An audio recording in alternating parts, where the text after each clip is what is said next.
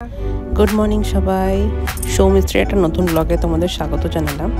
आज के शनिवार एखन बाजे सकाल 10टा। मेয়েকে যাচ্ছি ড্রয়িং আর ডান্স ক্লাসে ছাড়তে।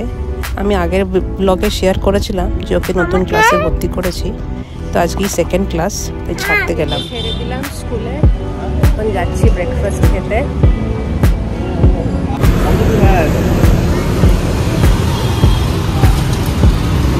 रोड क्रस करे যাব ওইদিকে ইডলি একটু খেতে।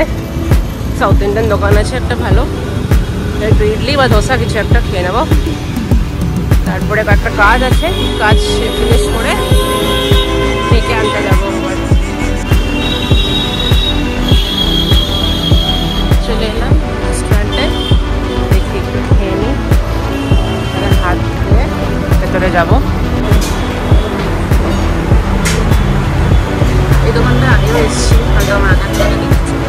দোকানে মশলা খুব ভালো করে আর দামগুলো রিজনেবল, টেস্টটা খুবই ভালো করে, তাই জন্য আবার চলে এলাম।